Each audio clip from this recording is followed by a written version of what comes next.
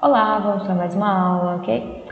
Antes de qualquer coisa, nessa aula lembrando vocês a importância de vocês já terem um lugar de estudos adequado, tá bom? Então tem que ser um lugar calmo, silencioso, né? Para vocês ficarem lá confortável e prestar atenção, né? Enfim, também é importante vocês terem o hábito de toda aula que vocês assistem, vocês têm que ir anotando as coisas, tá bom? E criando as próprias observações de vocês, ok? Inclusive anotar também possíveis dúvidas que forem surgindo.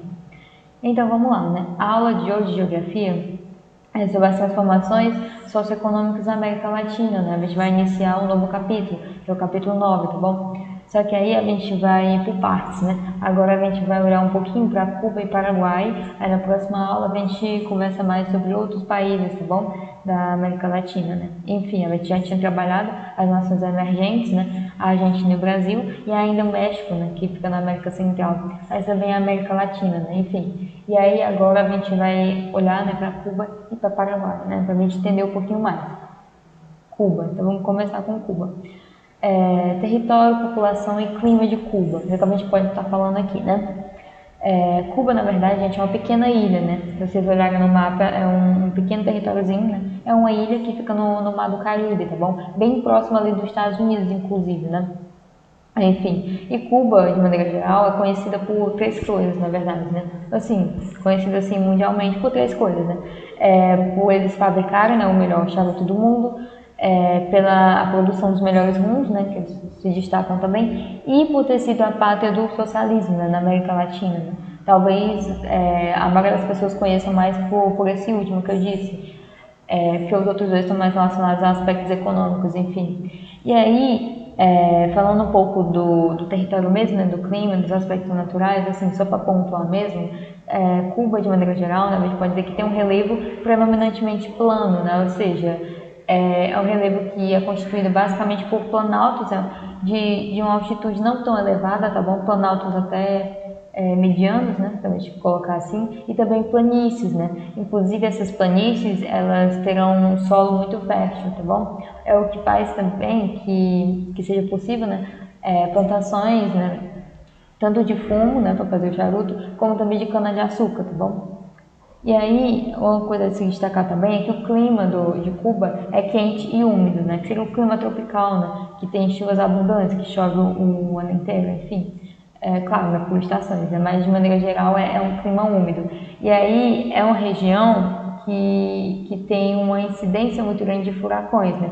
A região ali do Caribe, onde a Cuba se encontra, né? E outra coisa é que não possui muito rios, na verdade, né, de importância, na verdade, né? Cuba não terá essa hidrografia tão enfatizada, tá bom? E aí, sociedade e revolução, né? Mais importante para a gente entender o espaço, né, de Cuba, de maneira geral, a gente tem que recorrer um pouquinho sobre a história, né? A gente tem que entender um pouco o que foi a Revolução Cubana e qual é o impacto que isso teve de maneira geral com a espacialidade desse país. Mas antes de qualquer coisa, a gente pode só pontuar aqui como a Cuba se encontra atualmente, né? Como esse país se encontra. Atualmente é um dos países que tem um dos indicadores até bons, né? Tem uns indicadores bons em termos em comparação com o continente americano, tá bom? Por exemplo, tem um IDH elevado, né? 0,769, né, no caso. Enfim, inexistência do analfabetismo, né? Ou seja, quase não tem ninguém analfabeto, né? O que mostra que tem um investimento muito alto em educação, né? A expectativa de vida é muito alta, né? Quase 80 anos, né? As pessoas vivem lá, né?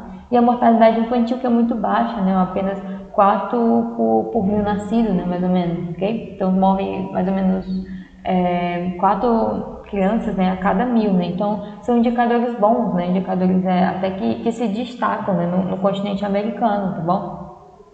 Só que isso o país atualmente, né? E aí a gente tem que recorrer um pouquinho à história para a gente entender o que foi essa Revolução Cubana, para a gente poder pensar como isso afetou a geografia do lugar, né? A geografia desse território, né? Como é que isso afetou a economia, alguns aspectos sociais, né? Enfim, ok? Então vamos só começar aqui, né? A gente poderia pegar aqui, ponto de partida, né, é a tentativa, né, da independência cubana, né. Então houve ali uma luta, né, por essa independência cubana, só que essa luta ela meio que se transformou numa guerra de interesses, na verdade, né, uma guerra entre Espanha e Estados Unidos, tá bom? Então os cubanos eles estavam tentando, né, se tornar independentes da Espanha, eles estavam tentando essa independência, só que aí os Estados Unidos resolveu se intrometer, né, resolveu intervir, porque ele tinha interesses no território cubano, né? Ele queria ali ter um domínio sobre Cuba, tá bom? E acabou que essa independência se tornou uma guerra entre a Espanha e os Estados Unidos, né? E aí, os Estados Unidos conseguem a vitória, né? A Espanha sai derrotada. E então, os Estados Unidos, mais ou menos em 1898, eles fazem um acordo, né, fazem um tratado em que eles abrem mão, né, do domínio de Cuba, né, eles permitem que Cuba se torne independente, né, eles reconhecem essa independência de Cuba, só que aí eles tornam esse território um protetorado, né, ou seja, é uma região ali que a qualquer momento os Estados Unidos eles terão o direito de intervir sobre esse território, tá bom? Inclusive intervir militarmente, ok?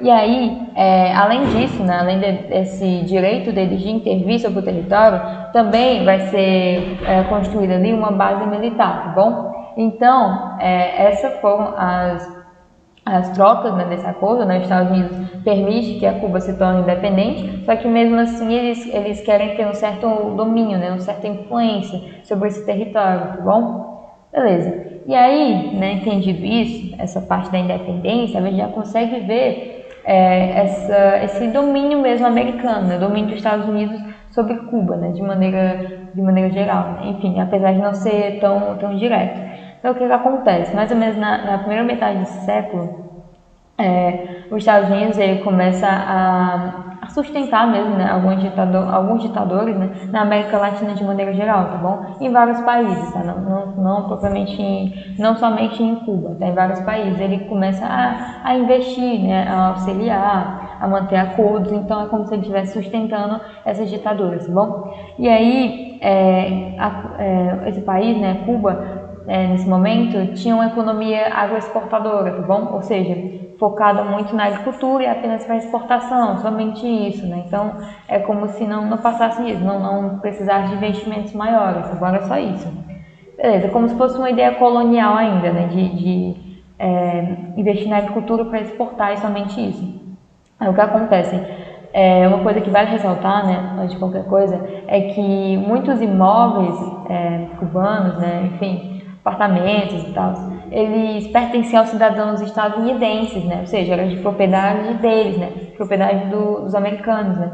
O que já mostra, né, na prática, esse domínio que os Estados Unidos tinham em Cuba, né? Como se Cuba fosse o quintal dos Estados Unidos, basicamente, né?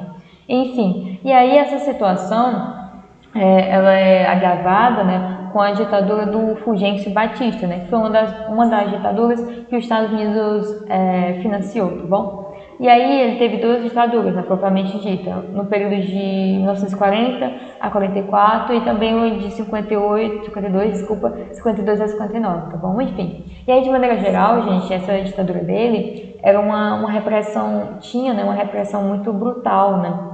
E ele tinha ali um poder muito absoluto, né? Ele tinha um poder que a gente pode dizer que autocrático, né? Ele não respeitava opinião divergente de maneira geral, né? E aí isso fazia com que o povo ficasse descontente com a situação, né? Causava pequena revolta ali na população de maneira geral. Aí o que aconteceu? Algumas pessoas, né, se reuniram, começaram a conversar sobre isso, começaram a se revoltar. E então houve uma tentativa ali de invadir um dos quartéis, né, que era o quartel de Moncada, né, enfim, que fica em Santiago, né. Aí houve essa tentativa, né, de invadir o quartel, só que foi uma tentativa fracassada, eles não conseguiram e foram presos, né.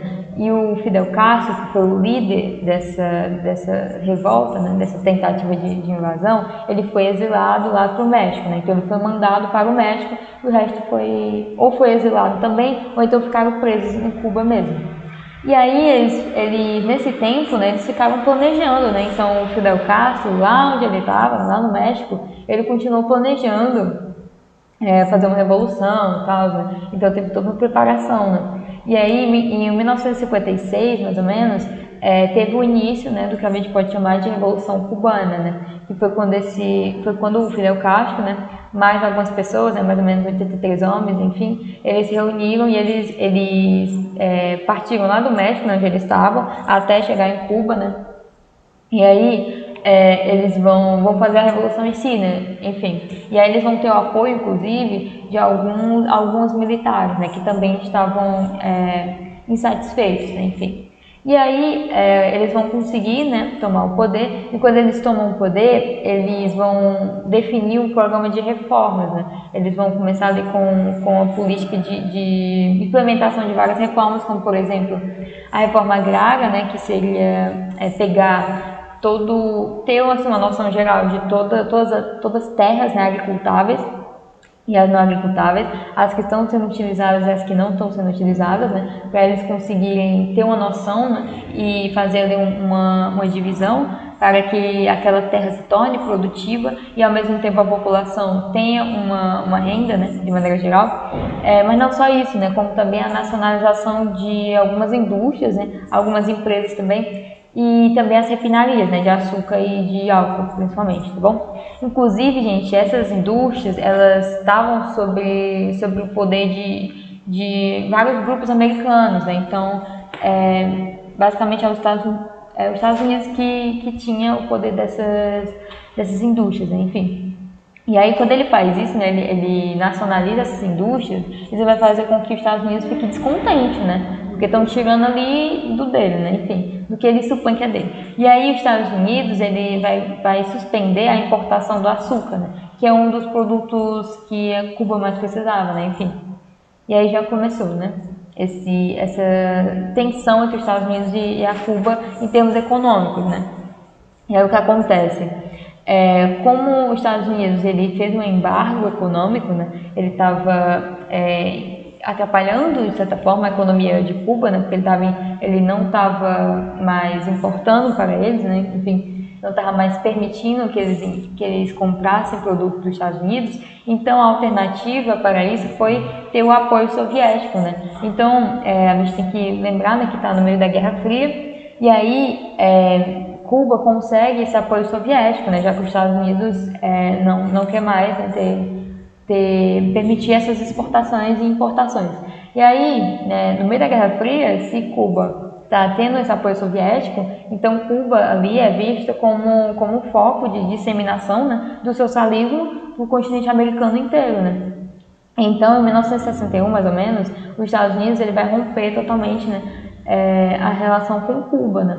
Inclusive, vai começar a planejar, né, enfim, a definir, a elaborar alguns planos de ação, né, para promover a queda do Fidel Castro, né, ou seja, para tentar conter Cuba, né, para tentar tirar eles do poder, na verdade, né? Enfim, e aí uma dessas tentativas foi a invasão, né, à Baía dos Porcos, né, em Cuba. E aí foi uma operação completamente fracassada, né? Foi elaborada até pela CIA, até, né? Enfim. E eles foram lá, só que aí a população estava armada, né? Então a população reagiu a isso, enfim. E a operação foi fracassada, né? Eles não conseguiram. E isso, inclusive, deu mais força ainda para o governo de Fidel Castro, né? E aí ele faz uma coletiva, né? E ele anuncia publicamente, né? Para o mundo inteiro. Ele anuncia que ele vai aderir ao socialismo. Então aqui oficialmente é onde ele anuncia para todo mundo que não, agora vou implementar o socialismo, né? Porque até aqui isso não tinha ficado claro, né? Não foi feito de forma oficial. Ele fez algumas reformas, mas isso não significava nada, né? Não significava necessariamente que Cuba era socialista, né? Mas a partir desse momento Cuba se torna socialista, né? Enfim. E aí aumenta mais ainda as relações com a União Soviética, né? E aí, uma dessas demonstrações, né, dessa parceria da União Soviética com Cuba foi que a União Soviética ela pretendia instalar, né, uma base de mísseis em Cuba, né? E isso causou uma tensão muito grande, né, que ficou conhecida como crise dos mísseis, porque, obviamente, né, o mundo inteiro estava com medo, né, de uma possível guerra nuclear, né, entre a União Soviética e os Estados Unidos, né? Porque Cuba, gente, fica muito próximo dos Estados Unidos. Se vocês olharem no mapa, vai ver que fica muito próximo. Inclusive, tem pessoas que saem de Cuba nadando e chegam nos Estados Unidos nadando. Claro, né? Uma pessoa que aguenta, né? Porque além da extensão, né? Enfim, além disso, o mar é muito agitado, né? Tem outras questões ali, é gelado também. E aí, enfim, né? Mas, só voltando aqui. É um território que é muito próximo dos Estados Unidos, né? Então isso se torna uma ameaça para os Estados Unidos, né? Construir logo uma base ali, né, de mísseis. Então, os Estados Unidos ele começa um bloqueio a Cuba, né? Ele começa um sistema de bloqueio a Cuba. Claro, ele já tinha bloqueado parte dele, né? Ele já tinha rompido ali a ligação com a Cuba, né? Enfim, só que ele precisava de mais, né? Ele precisava que os outros países também rompessem as ligações com Cuba, né? Então, o que é que ele faz? Ele promove ali uma expulsão de Cuba, né, da Organização dos Estados Americanos, né, que é uma organização ali que estava todos os países da América, de maneira geral. Né? E aí ele convence, na verdade, né, as outras nações a apoiarem essa expulsão. Né? E por mais que Cuba tivesse uma relação até amigável, né, com os outros países, os Estados Unidos conseguem convencer, né, esses outros países. E então Cuba é expulsa, né, dessa organização. E assim, claro, né, isso é um exemplo, né? Enfim, assim os Estados Unidos ele vai conseguindo fazer com que Cuba fique isolada, né? Ele vai conseguindo convencer, né, as outras nações a isolarem Cuba também, né, a bloquearem a economia de Cuba, né, rompendo as relações comerciais, né, enfim. E, paralelamente a isso, os Estados Unidos começam uma aliança para o progresso, né? Que seria basicamente um projeto para ajudar as nações americanas, enfim, as outras nações, né, que isolaram Cuba. É como se fosse assim, vamos isolar Cuba e aí a gente vai te ajudar. É tipo isso, a ideia seria essa. E aí, com o tempo, né, só apontando um pouquinho, né, sobre as relações internacionais e essa exportação da guerrilha. Vamos entender, né? Com o tempo, né, já que Cuba não tinha mais nem a relação com os Estados Unidos, nem com os países americanos, Cuba vai ter um auxílio muito grande do bloco socialista de maneira geral, né? Não só com a União Soviética, com os outros países socialistas. E aí ele vai conseguir, né, manter essas relações econômicas e então vai conseguir até se manter estável, né? Vai conseguir se desenvolver bem. E aí o governo cubano ele vai passar a incentivar, né? Ele vai incentivar e também sustentar alguns movimentos revolucionários na América, né? Então a partir desse momento que ele foi isolado, né? Cuba foi isolada, o governo ele tem uma mudança de perspectiva, né? Ele passa a incentivar e sustentar também, né, esses movimentos revolucionários na América para tentar subverter esses valores americanos, ou seja, para tentar sair dessa perspectiva dos Estados Unidos, né, da filosofia dos Estados Unidos, desse poder de influência que os Estados Unidos têm, tá bom? E mais ou menos em 1967, Cuba, né, como posso dizer, Cuba cria, na verdade, né, a Organização Latino-Americana de Solidariedade, né, que seria o OLAS, né, que é uma organização basicamente com o objetivo de apoiar essas guerrilhas de uma forma mais oficial, né, apoiar guerrilhas que de uma certa forma estão indo contra esses governos ditatoriais, né, que estão acontecendo em vários países, né, do continente americano que são financiados pelos Estados Unidos, né? E isso faz com que os Estados Unidos apoiem ainda mais esses governos ditatoriais e inclusive apoiem os golpes militares, né? Como uma tentativa ali de conter o perigo comunista cubano, enfim. Só que com o tempo, né, com o fim da Guerra Fria e consequentemente com a decadência do regime socialista, né, que enfim a União Soviética cai, aí a situação muda um pouco, né? Por quê? Porque não tem mais o bloco socialista, ou seja, a economia de Cuba vai começar a se deteriorar, porque não vai existir mais os parceiros comerciais de Cuba, né? Os parceiros comerciais todos eram do bloco socialista. Como o bloco socialista cai, consequentemente Cuba fica novamente isolada, né? Ou então cairia junto com o Bloco Socialista. Então, tem ali uma ampliação das dificuldades, né? Ou seja, a situação volta a ser difícil, né? E mais ou menos em 2006, o Fidel Castro ele deixa o poder, né, por questão de saúde, enfim, e aí quem assume é o irmão dele, né, o Raul Castro.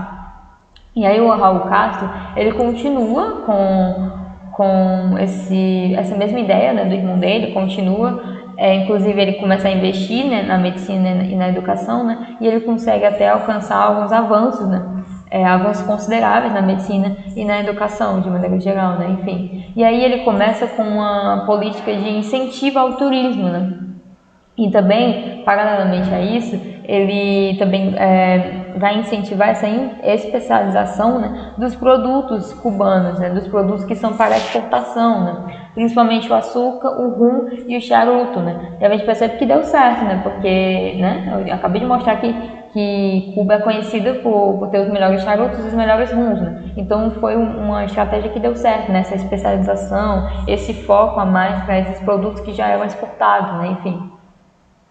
E aí, alguns pontos, né, sobre essa política que foi implementada, né, essa ideia de uma nova economia cubana, né, que foi implementada, tá bom? Uma das medidas aqui que foram tomadas, né, a liberação da entrada, né, de investimentos estrangeiros, né, claro, em alguns setores da economia, né, de maneira controlada também, tá bom? Criação de mecanismos, né, para que alguns agricultores pudessem ter a propriedade privada, né, porque eles tinham fazendas coletivas, tá bom? Que inclusive algumas fazendas coletivas foram extintas, né, não ficaram todas. E aí ele vai permitir, né, a existência de propriedade privada por alguns agricultores, né, enfim. E também a quebra desse monopólio estatal, né, ou seja, ele vai conceder autonomia para algumas empresas, né, tanto empresas estatais como empresas privadas também, tá bom? Enfim, e aí em 2014, uma coisa que é interessante ressaltar para vocês, né, é que em 2014 o presidente dos Estados Unidos, né, da época, né, que era o Obama, ele iniciou, né, o fim do embargo econômico, né, ou seja, ele encerrou esse bloqueio que os Estados Unidos tinha em relação a Cuba, né, que isolava Cuba. Então, com esse fim desse embargo econômico, a Cuba consegue novamente fazer, na verdade, novas relações comerciais, né, enfim. Então, seria um novo rumo para Cuba, né. E aí vamos falar um pouco do Paraguai, tá bom? Paraguai, né, que a gente pode falar um pouquinho sobre ele, em termos de território e a espacialidade natural, né, de maneira geral. O Paraguai, gente, ele está localizado, né, na porção centro-sul, né, do continente americano, então bem no meio. Os olhos do continente americano, mais ou menos bem no meio ali, tem o Paraguai, né, enfim. E o Paraguai, assim como a Bolívia também, né, eles são dois países que eles não têm abertura para o mar, né, eles não têm litoral, ok? Isso é uma coisa muito importante que eu espero que vocês guardem isso, tá bom? Dois ambientes naturais, né, que a gente pode dividir o Paraguai, região oriental e a região ocidental, de forma bem simples. A região oriental é como se fosse uma continuação, né, das Chapadas, dos Planaltos, da bacia do Rio Paraná, né, que é uma bacia que está perto do Brasil, tá bom? Então essa parte mais perto do Brasil seria isso, é uma continuação do Brasil, como se fosse isso, né, desse relevo, né, das Chapadas e dos Planaltos, enfim. E aí, assim como tem no Brasil, na região do Paraná, no estado do Paraná, essa composição desse relevo, né, a composição basáltica, ou seja, é de rochas vulcânicas, tá bom? Então, essas rochas, elas vão propiciar, na verdade, né, um solo muito fértil, tá bom? Que é o que a gente conhece aqui no Brasil como a terra roxa, né? Que na verdade não é roxa, que na verdade é vermelha, enfim. E aí é um solo muito fértil, é um solo muito rico em minerais, e isso faz com que seja possível, né, plantar praticamente tudo, né, porque o solo é muito fértil. E aí na região ocidental a gente tem um grande Chaco, né, então a gente até tinha falado já do grande Chaco, quando a gente falou da Argentina, enfim. E aí, nessa região ocidental, né, basicamente é uma planície, uma grande planície inundável, né, que seria parecida com o Pantanal, né, que eu tinha dito, enfim. E aí vai ter o clima tropical, basicamente, né, que tem um período quente e chuvoso no verão e depois frio e seco no inverno, tá bom? Enfim, e aí, né, olhando um pouquinho para o aspecto comercial, no aspecto econômico, A gente tem que entender aqui a espacialidade comercial, né? Eu não tinha dito que o Paraguai ele não tem litoral, ou seja, ele não tem saída para o mar. E aí o que acontece? É mais uma questão de logística aqui, né? O que seria? O Paraguai, como ele não tem saída para o mar, ele tem uma dependência do Brasil e da Argentina, né? Ele vai depender desses dois países para ele poder escoar os produtos, né? Ou seja, para ele poder ter uma passagem para o mar, para ele poder exportar os produtos através de navios, né? Claro, ele pode fazer isso através de aviões, por exemplo, pode, mas nem todos os produtos dá para colocar no avião e exportar, né? Nem todos os produtos permitem isso, no caso, né? Então tem alguns produtos que eles precisam ser exportados pelo mar, pelos navios, né? Enfim, os grandes navios. E aí o que acontece? Ele vai depender do Brasil e da Argentina, né? Ele vai depender desses países para poder usar o litoral deles, né? Enfim. E aí ele tem duas opções, basicamente, né? Ele pode ir pela Argentina ou pelo Brasil. Se ele for pela Argentina, ele vai ir pelo Rio Paraguai, né? Que seria a Bacia da Platina, enfim. E aí ele vai usar o Rio Paraguai para ele poder escoar os produtos, né? Que é o que ele fazia. Enfim, por muito tempo foi assim. Só que aí vocês lembram, quando eu falei um pouco do Brasil, que eu tinha dito que o Brasil, ele meio que ficava com uma disputa com a Argentina, e uma dessas atitudes, né, que demonstrou essa disputa, foi que o Brasil, ele criou, né, ele fez uma parceria com o governo paraguaio, e ele criou ali uma rodovia, né, que é a rodovia BR-227, somente para permitir o escoamento dos produtos paraguaios, né? Então foi uma parceria ali que eles fizeram. Então atualmente o Paraguai tem essas duas opções, ele pode seguir ali pelo Rio Paraguai, né, na Argentina, ou ele pode seguir pelo Rio Paraná, né, até o momento em que ele vai adentrar o Brasil, né, e aí ele vai ter uma rodovia só para ele poder escoar esses produtos, né, que inclusive tem um terminal de carga somente para o Paraguai lá, tá bom? Enfim, né? E aí, como eu já citei um pouquinho sobre essa questão comercial, né, que ele tem essa dependência do Brasil e da Argentina, e que atualmente ele pode seguir por esses dois rumos, a gente vale ressaltar aqui, né, que nem sempre foi assim, né? Inclusive, a gente teve um episódio, né, que ficou conhecido como Guerra do Paraguai. Claro, aqui no Brasil a gente fala que é a Guerra do Paraguai. Só que, por exemplo, lá no Paraguai, eles não chamam de Guerra do Paraguai, né? Eles chamam de Guerra do Brasil, inclusive, tá? Enfim. Só que o que acontece, né? O que foi isso? Foi uma guerra, então o Brasil se meteu em outra guerra? Mais ou menos, mas na verdade foi sim. Como é que isso aconteceu, né? Novamente vou ter que recorrer de novo um pouquinho aqui à história, tá bom? A gente entender como é que isso se relaciona com a questão geográfica, né? com o espaço de maneira geral. Então eu falei ali, né, que o Paraguai não tem litoral e que ele depende ali do Brasil ou da Argentina para poder escoar os produtos, né? Beleza, a gente entendeu isso. Então teve um período ali que o Paraguai ele estava tendo um certo crescimento econômico, né? Tinha um sistema econômico no Paraguai que basicamente era assim, né? Os camponeses eles recebiam as terras. As terras, gente, a maior parte da terra, 98% das terras, pertencia ao Estado, tá bom? E aí os camponeses recebiam essas terras para eles povoarem, para eles morarem, enfim, e para explorarem, para eles trabalharem a terra e tal.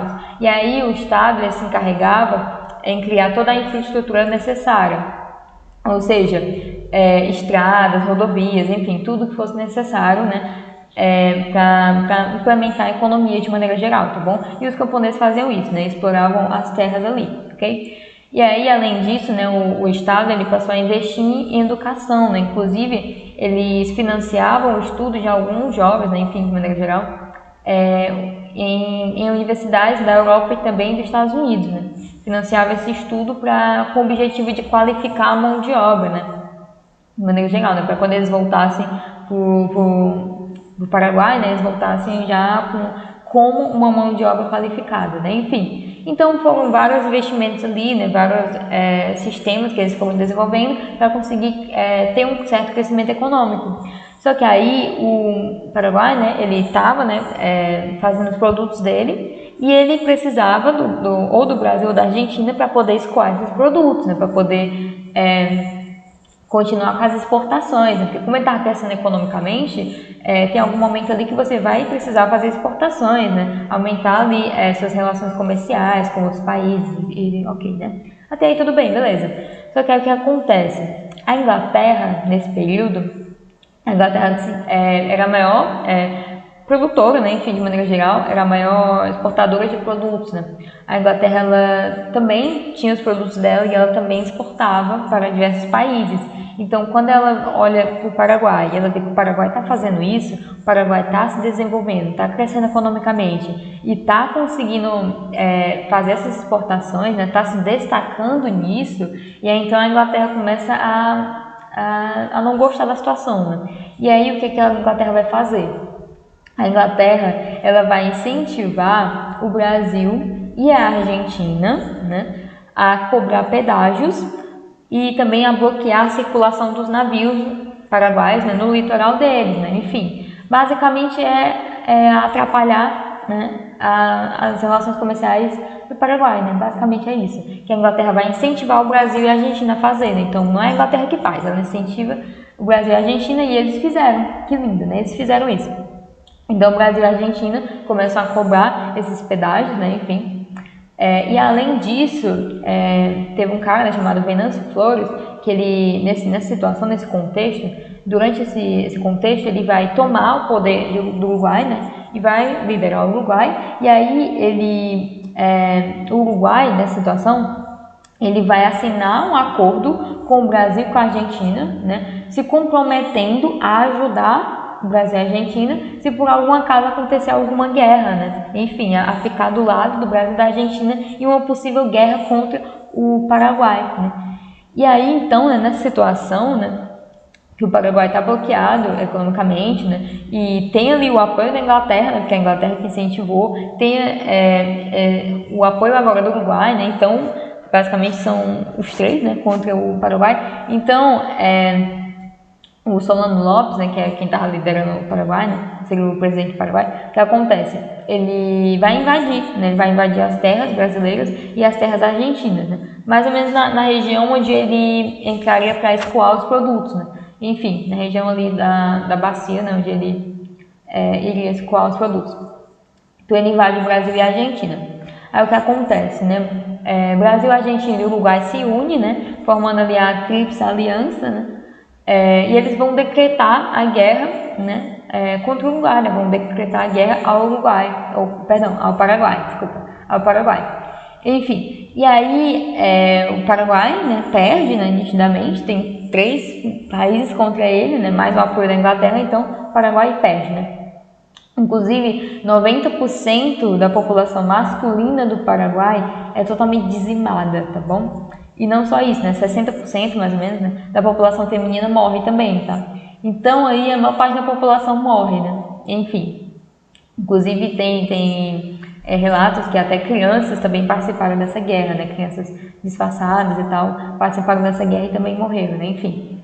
Então a gente tem como eu posso dizer, a perca do Paraguai, né? Mas não só isso, né? Como se o país realmente morresse junto, né, com essas pessoas, né, de maneira geral, né, porque além de eu ter eu posso dizer, a morte da maior parte da população, enfim, depois desse episódio, né, que foi a Guerra do Paraguai, né, enfim, depois desse episódio, o Paraguai não conseguiu se reestruturar, né, não, nem socialmente, né, em termos de população, né, a maior parte da população morreu, e nem economicamente, né? Ele nunca mais conseguiu manter o ritmo, conseguir ter esse crescimento econômico, ele não consegue mais, né? Pelo menos até agora não, né? Ele não conseguiu ter essa reestruturação socioeconômica, né? Enfim. E aí, gente, depois disso, vamos só fazer um exercíciozinho, né, pra gente finalizar a aula, tá? Para fazer seu comércio no exterior, no caso dos produtos que não podem ser transportados pela aviação comercial, o Paraguai depende, a gente acabou de ver, né? Eu espero que isso fique fresco assim na memória de vocês, tá bom? Então o Paraguai depende de quem? Da Argentina e do Brasil, né? Então foi por isso, né, que aconteceu a Guerra do Paraguai, né? Porque esses dois países resolveram bloquear, né, o Paraguai, incentivados pela Inglaterra, tá bom? E o Uruguai ali se mete também, né? Enfim. Então eu espero que vocês tenham entendido, né? Se surgir alguma dúvida, você pode ver a aula de novo ou até as outras aulas, se você quiser, tá bom? Se quiser lembrar ali dessa questão da rodovia, né, que o Brasil faz somente para o Paraguai, né? Você pode voltar lá na aula que eu falo, né, sobre isso, né, mais sobre o Brasil, enfim. E aí é importante que vocês acessem o site da escola, né, para se manterem informados, e a agenda digital, tá bom? E é isso, gente, até a próxima aula.